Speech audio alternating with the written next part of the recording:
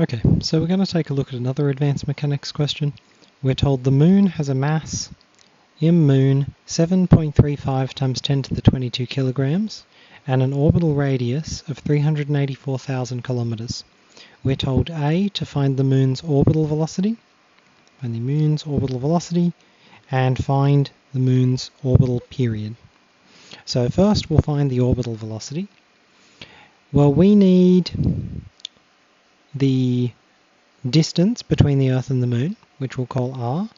This is 384,000 kilometers. So this is 3.84 times 10 to the 5 kilometers. This is 3.84 times 10 to the 8 meters. So we have the distance in meters. We also need the mass of the Earth. And the mass of the Earth that we're going to use here is 6 times 10 to the 24 kilograms. So when we're trying to find the orbital velocity, we know orbital velocity is the square root of the gravitational constant times the mass of the larger object divided by the radius. So the only thing we're missing here is the gravitational value, which we know is 6.67 times 10 to the minus 11. So we're just going to plug everything in. We get the orbital velocity is the square root of 6.67 times 10 to the minus 11 multiplied by the mass of the Earth, which is 6 times 10 to the 24, divided by the radial distance, which is 3.84 times 10 to the 8. So this tells us that the orbital velocity v, so we put this all into our calculator all at once. So we get 6.67 times 10 to the minus 11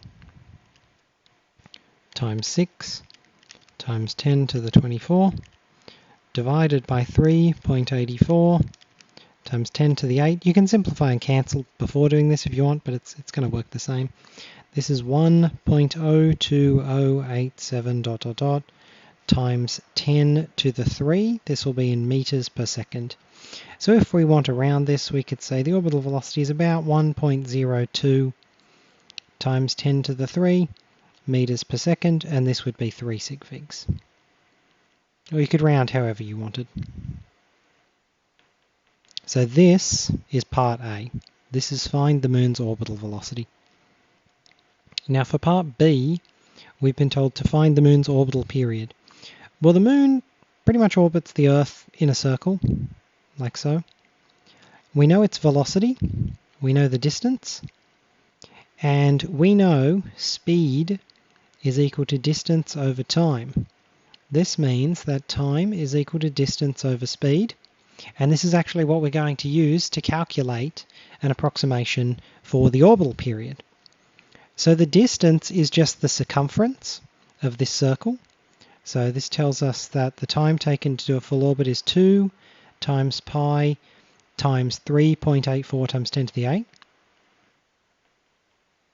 This is using this length as the radius, finding the circumference of this circle. We're going to divide this by the orbital velocity, which we found was approximately 1.02 times 10 to the 3. And then we're going to plug this all into our calculator. 2 times pi times 3.84 times 10 to the 8, all divided by 1.02 times 10 to the 3, gives me 2.365 ... times 10 to the 6.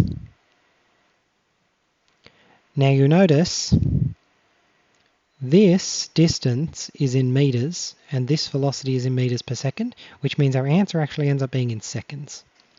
So this is 2.37 times 10 to the 6 to 3 significant figures seconds.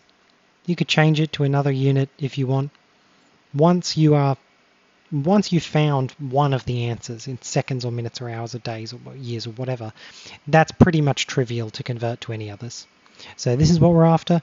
This is the moon's orbital period, and this is the moon's orbital period as listed in seconds. You could list it in something else, right? So if you have a teacher that says only do it in years or only do it in days, fine. Always just convert it back to years and days. But this is the orbital period nevertheless.